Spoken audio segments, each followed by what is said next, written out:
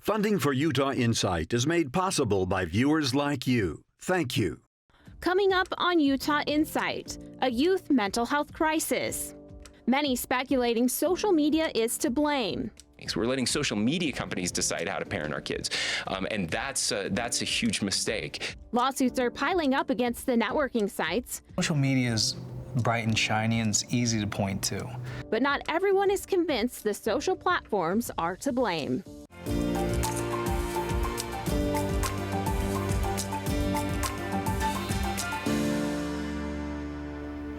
Welcome to Utah Insight. I'm Rayanne Christensen. Tonight, we're shedding light on an important issue, the concerning decline of mental well-being among our youth. Just this week, the U.S. Surgeon General issued a warning that social media poses a profound risk of harm to children and teenagers' mental health and well-being. Dr. Vivek Murthy also sent a call to tech companies, policymakers, and parents to take immediate action to protect our kids now. This comes as the White House announced it's forming a new task force on kids and online health safety. A lot of action on social media and youth just this week. And joining us in the studio tonight to talk about all of this, we have Jessica Holzbauer, a licensed clinical social worker with the Huntsman Mental Health Institute, Nevaeh Parker, a recent Roy High School graduate and political activist, and Mara Carabello, owner of the Exoro Group and an advisor to Utah's top elected officials and business leaders. I want to thank you so much for being here today. And I want to talk to Jessica. You're on the front lines with children. I want to know how you feel about that warning that the U.S. Surgeon General put out. Well, it's pretty alarming, and I was really grateful that it came out, and really it's timely. I mean, I think that the issue with social media and in children and adolescents is really complex. I do think that the Surgeon General put it so nicely that we have really relied on parents to be the ones who govern social media and their children's use, which is fine on a small scale, but I really think we need more broader, sweeping regulations to help keep our children safe. Okay, and in Dr. Murthy's report, he says the number of children and teens dealing with depression and anxiety has risen almost 30% in recent years, with social media being a clear factor. Nevaeh, how do you feel about that, and what were you seeing in your school? Right, I think it is completely a factor. And I think looking at it as not the only factor is super important to me, but looking at it as a big factor is also important. I mean, when we look at social media, it's about comparing yourself to one another, and it's so easy to do that when it's just right at your fingertips. And it's also something that you do when you're bored too, so you're just more likely to hop on that app and see things from one person's best. And I think that is the key to why it can make it so harmful for people to live with that. They just have to look and see and compare someone's best when we're not always at our best. And then that can make you anxious about the way that you're perceived, the way that you live your life, the choices that you make based on another person's best. And that's not always reality. And I think anxiety and depression go hand in hand. I've seen that in my own life. And so it kind of just amplifies the two. And it's really unfortunate that it's that way, because it's so easy to access. Not to mention the editing and the filtering, and yes. It's actually not real life. It's not at all. Yeah, I think young kids need to know that for sure. Exactly. Yeah. Dr. Murthy went on to say that we do not have enough evidence to conclude that social media is in fact sufficiently safe for our kids. Mara, do you feel that more research needs to be done before we take any drastic measures? So it just came out within the last 48 hours, but I was really pleased to see this directive on a number of policy levels. One, the Surgeon General in the United States has had a history of being able to use the bully pulpit to elevate a topic. And so while they don't have any they can't really enforce anything, it's almost the better source. So he comes out with this 19-page directive, and one of the first calls is more research. What we've seen is compounding causal or a corollary evidence, but no causal evidence. Mm-hmm. And the complexity of it, as was well stated, right. You don't know. The other thing is we're seeing this generation. I too have a high school senior, and this generation also has COVID, which is not to minimize the impact of social media, but you all have lived through quite a bit. Right. The other thing I like is the balance he struck in saying, Absolutely. Social media, if you overuse it, you withdraw from activities and person to person. But he also points out that it can be a key place for kids who don't have community in their own communities to reach out and find people who are like-minded and give them actually a lot of hope. So what I liked about it, and I'm sure we'll talk more, is that he starts to outline the complexities and all the areas that Americans need to start working on, from policy to family unit to community unit to really so many more studies. It's relatively new to us, so there hasn't been a lot of research. Absolutely. So they're varying their perspectives on social media with students and how they feel about it and its impact on them. Take a listen. You can ask parents and they will tell you. You can ask teachers and they will tell you. Better yet, ask the students, ask teenagers. This is one of my favorite things to do. I ask them, are you seeing an increase in your own life, amongst your friends, in your school, in depression, anxiety, and self-harm? And every one of them will say yes. And then I ask the question, what do you think is causing it? And every one of them tell me it's social media. Frankly, I see more disturbing things in people's interactions in the real world than I do among kids on social media. I think that if anything, it's informed kids, it's shown kids, and connected them to events, to people, to influencers that they otherwise wouldn't have been. But the things that make children sad today are the same things that made children sad forever. So this could be a difference with high school and elementary. Governor Cox is visiting high schools while Mr. Arthur is an elementary teacher. Having just graduated, what's your reaction to these two opinions, Nevaeh? Wow, I think there's good points on both ends of it. I like how in his video, the elementary school teacher, he talked about connection, and I think that that is a huge factor in this, because even elementary school students, I mean, when they get home, say they have a hard home life, and then they go on their phone and they can chat with their friends, or they can play a game with their friends. I think that is a plus that we can look at. And the same goes for a high school student. Say they have a hard home life, or say they're just struggling mentally, maybe going on and talking to the friends in a quicker way and an easier way than going to someone's house could be more beneficial. And so I think that that connection part is a big factor in this. But I also think that the governor isn't wrong, that if you go to a high school and you ask now, I mean, if I were to ask my friends, and they did say that it's hard, you know? I just go home and I just feel like I have to be on my phone. It feels like almost an addiction. And I know that that word is super complex, and I wouldn't use it if it weren't true in some ways, because we gravitate towards it. I mean, I gravitate towards it. I'm like, oh, I need to open Instagram. And I think that can be hard, and it affects your mental health. I don't think it's a direct causation like you were talking about. I think that was really interesting how you were saying it's correlated, but it's not exactly, I am depressed and it is because I use social media, even at a high rate. Okay. Jessica, I want to talk to you about the addiction she brought up. Do you think a lot of kids are managing an addiction without even knowing it? I agree that addiction is a really complex word, right? And coming from a clinical background, I mean, I'm a child and adolescent therapist. That word has a different meaning to me, I think, than it does in popular culture. Do I think that it's a habitual behavior to grab your phone and look at it? Yes, right. We have research that shows that all of us grab our phones on average 2,100 times a day.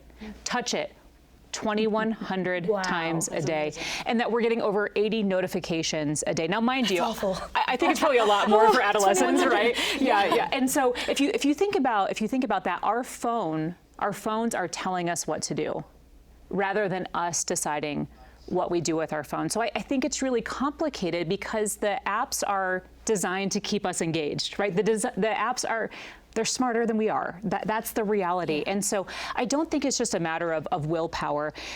So I think it's habitual behavior. I think it's repetitive behavior. I think it can be compulsive behavior. And I will say that I have conversations with parents weekly, sometimes every day, about the response that their adolescents have when they try to limit their use of their phone, or they try to limit social media usage.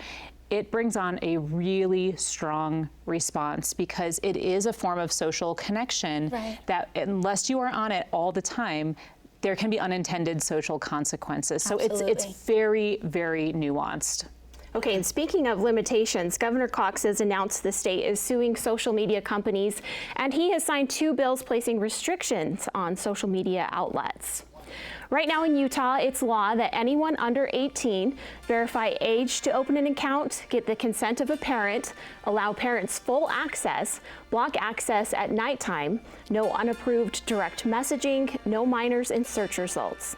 Social media companies also cannot collect a minor's data or target their accounts with addictive designs or features for advertising. So, Mara, how do you feel about so much control by the government? I've pendulum swung. I mean, at the beginning, I think the reaction of all of us is to do something. We know there's a problem, and so we want to respond to it, and government wants to respond to it. I think Utah's approach, where what I will say, I think we knowingly know we're at the front, meaning we know this is a lawsuit, it's not a bill, and we understand we're litigating. And in fact, the governor used those examples of sort of saying we had to sue Big Tobacco and we had to do these things. So I think it was a political gesture, a symbolic gesture of wanting to disrupt the system. And I can see that. I think if you look at the merit of the bill, it's exactly what government shouldn't be doing. The one thing we know about America is prohibitions don't work. Prohibitions don't work. Education works, funding. I pulled this stat, and I want to be clear that it's sort of an apple and an orange, but with the tobacco settlement, over 25 years, they were obligated to spend $206 billion. So that's about over $20 billion a year. So lots of different things went to it. But what if we were to put 1/10 of those resources into understanding what the problem is before we move to prohibition? When I asked my teen friends about prohibition, an absolute no, it was like, oh, you adults are so adorable. I mean, it was like, you guys don't get it, and why don't you get it? So I think the prohibition was the absolute wrong response from government, and we do this all the time as policymakers because we're using our tools, and the complexity is hard. What I would like to see the state of Utah do is, instead of spending it on a lawsuit, I would like us to lead the nation on research about where the triggers are. Is it time on? Is it content on? Is it like, what are the aspects that help parents and teachers and the rest of us, navigate this? Yeah, well, that's an interesting point about the research, though, because, I mean, TikTok is fairly new. Like, if we're talking, like, in broad terms, we haven't been on TikTok the way that we are right now for that long. So we don't know the, direct causes of the way it's making us feel, think, react to things. So I agree with that completely. Okay, so in the Surgeon General's report, it said most social media sites have a requirement of 13 years old. 40% of 8 to 12-year-olds are regular users. Jessica, are kids just going to get around these new laws? Are they going to help? Kids are much smarter than the adults in their life when it comes to accessing, apps or things on their phones. So I'm always curious because the children I work with, so I work with adolescents and children, I would say the majority of the children I work with are on YouTube, which is considered to be a social media app. And the content that they view on YouTube is incredibly alarming to me. And I think that some very well-meaning parents may have put restrictions on. They might have the kid feature on the app, and that doesn't make the kids safe. So I think about it kind of like cars and seatbelts, right? We can't just ban all cars. What we learned is if we add safety features like airbags and seatbelts, that it's safer for the occupant. So I really think about treating social media sort of like we treat cars, and we put kids in car seats. We don't let them drive. We don't let them sit in the front seat. Things need to be different for kids as compared to adolescents, as compared to adults. Okay. A Utah teen says her activity online became more than a social media addiction. It was part of her. A constant feed of harmful eating disorder content, her mother says, spiraled even more out of control once it was discovered. Liz Adiola sat down with the family, and we do want to warn you that some of the images may be triggering to some. It was a sight that years later still brings a mother to tears. She was almost dead. She was so close. I think she had shorts and a bodysuit on, and I just started crying. It was winter time, so she was wearing coats, and when I saw her, it just blew my mind. I just couldn't believe how far it had gotten without being noticed. Leticia Herrera's teenage daughter, Catherine, explains how the lens she saw herself through was similar to a type of body dysmorphia. I struggled with a very, very intense eating disorder, and this past year I was at the lowest weight I've ever been. I was hospitalized 3 different times in 1 year. Instead of help, they found a system of revolving doors. Finding resources for recovery when it comes to like certain facilities and actual medical treatment is extremely not only difficult, but wildly expensive. And they kept telling her she was fine. That was the worst part. She was fine. It wasn't till a different doctor came in and was like, if you send her home, she's going to die. She had all these huge goals and all these big plans that she wanted to do with her life, and then it just kind of was gone. She was gone. Catherine says she was fueled mostly by her social media feed. I think I got my first phone when I was like 8-ish. Free reign.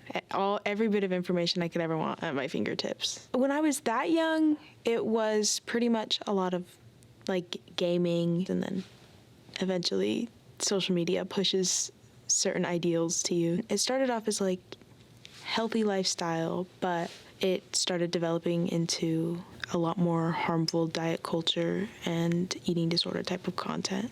Catherine says the more she watched, the more the algorithm would send similar content her way. What I didn't recognize is that there is a line of when it is healthy to when these types of habits become disordered. I didn't know she was going to wake up in the morning. It was very, very, very scary to think that she could be gone. And for what? Somebody's got to take responsibility for it somewhere. I mean, us parents as well. But the stuff that they're allowing on social media for kids as young as 7 is not okay. There's now a law on the books that requires minors in Utah to have parental permission before they can sign up for social media sites. But Catherine isn't sure how that law would have helped her. They asked like, oh, how old are you? You have to be at least 13 to use these apps. And I just put in a different year. Today, she's a part of a growing group of families looking to hold the owners of social media sites accountable by suing. I know it's hard to like monitor the millions and billions of posts that go out every single day, but it's still discouraging to see that this content can still be posted. It feels at times almost inescapable. However, I know that even though there is a lot of negative content out there, there's a ton of positive content too. And that's where her focus is today, catching up on moments lost while warning others about the dark side of social media. Even though I have transformed my feed and like have unfollowed and blocked those negative accounts, every once in a while I still get pushed those videos. With recovery, a lot of people are scared of the weight gain, but you're not only gaining weight, you're gaining experiences, memories, friends, just every life. You're gaining your life back. That's pretty emotional to watch and hard to watch on some of those pictures. What are your thoughts, Nevaeh, after watching that?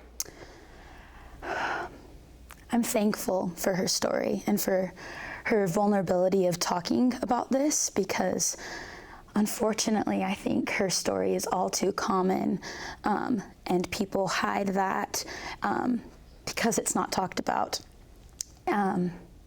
Sorry, it's just hard to watch that because I've seen friends in my life struggle with similar things, and I think she's smart to say that there might not be the right answer to just block that as a whole, to just block social media as a whole, and to have such heavy restrictions. But I do think that education, like you were talking about, is crucial in this day and age to talk about. When you go on social media, when you download that app, be educated on what you could be seeing. Maybe filters could be a solution in some way, but I really appreciate the fact that, you know, it's not necessarily the person's fault for opening that app and getting started. It's maybe just the content that you're being shown can take you down this rabbit hole of sadness, of darkness, of comparison. And that is the part that we need to fix, of going down that hole and seeing all of those dark things. I think that's where we can fix it, and maybe not restricting people all the way. Her powerful story also brings up a couple of distinctions that I think we're not talking about. Now, it started out early on saying the benefit for social media for her was friend to friend, person to person still. You're using this vehicle, but it was, you and I used the telephone for hours on long cords, but it was person to person. Her negative experience happened because she was going into worlds that weren't hers, and it was about content. So I think accountability on content should be a tough conversation with the suppliers of social media, and how the addictive qualities and the neurological, when we overuse, it's because we're wired to overuse. And we're not talking enough about the accountability, the content. The person-to-person has really opened some doors, whether it's for democracy or whether it's for a lonely person, but really looking at use, I think, begins to matter. I start to see some public conversations that are interesting between AI, where they're coming out with AI and we're like, is this good? Is this scary? Is this horrible? Yes. We didn't have that reaction to social media, and we need to catch up with that in saying, how is technology enhancing our lives? And how is actually the ease of technology been a detriment or been a deterrent to living our full lives? Well, and if I may, I have a further concern just simply about the person-to-person contact. And I have heard countless stories, especially of girls. And in the Surgeon General's report, he said that 6 out of 10 adolescent girls have received comments or communication from strangers that was unwanted. The amount of girls I work with who have had adults contact them easily, right, through Snapchat, through Instagram, is a significant concern to me, because we know that adolescents are primed. They are going through psychological development to want affirmation, to want attention. That's just part of adolescent development. We can't fault them for that. And so when they receive communication from an adult, and communication that may be affirming, I think they are highly vulnerable to being put in a situation that is unsafe to them. So the person-to-person communication really worries me as well. Okay, and the Center for Disease Control recently released data saying U.S. teen girls have had an unprecedented rise in suicidal behavior. Over the past 20 years, there has been a staggering 87% increase in suicides among females aged 15 to 24, and for males in the same age group, the number of suicides went up by 30% during that time. I want to ask you, Jessica, what do you think is happening with our young women? It's a really hard time to be a teenage girl right now. It's a really hard time. And we saw, the Surgeon General put out a report 2 years ago about how the social isolation during the pandemic really was a detriment to adolescents' mental health.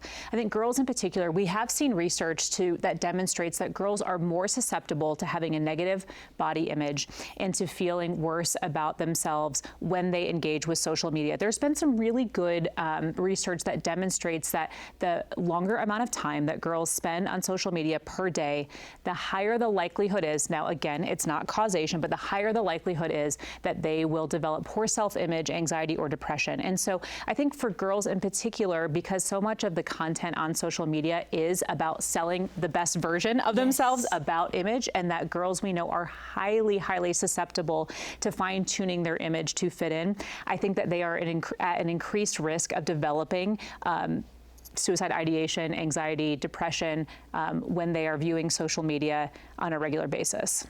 Okay, and we are almost out of time. I can't believe this goes by so fast. And I do want to give you about 30 seconds each, if you can give us some final thoughts, maybe some resources, thoughts to help. You want to go ahead, Mar? So you, before we started, said something wonderful that I think should guide this discussion, which is, you said, today the conversation won't conclude with anything. It's really important that we have the components of the conversation. And that's what I'm going to keep saying. And some of the conversations are really hard because they deal with consequences that as parents we don't know if we can handle. The topics are sometimes really heavy. But for me, it's as easy and as hard as continuing to have the conversation. Don't lead with solutions, lead with data, and lead with continuing to check in on where we are as a community. Nevaeh, any final thoughts? Right. This is kind of just from a teenage girl's point of view. I think the best thing that we can do for ourselves is to take care of ourselves. And so that means that if you are feeling down because you're just looking at every Instagram model's post picture, maybe just take a step back, go hang out with your friends, talk to your mom, hug your brother, pet your dog. Seriously, I mean, I know people are like, go touch some grass, but I have to remind myself of that too.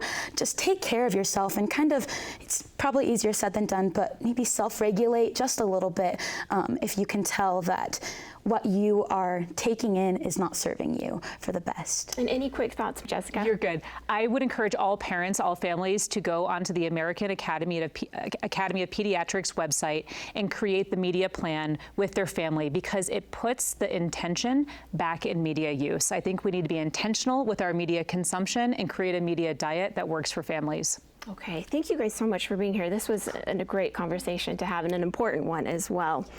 If you or someone you know are in a mental health crisis, you can call or text 988, the National Suicide and Crisis Lifeline, which is available anytime, anywhere. In Utah, students and parents also have access to the Safe UT app, where they can chat confidentially or submit a tip about themselves or a friend. Next time on Utah Insight, domestic violence is on the rise in Utah. We look into what actions are being taken to help victims and what is being done to prevent it from happening in the first place. We want to hear from you. Share your thoughts using the methods that you see on your screen. I want to thank you so much for being here for Utah Insight, and we will see you back here next week.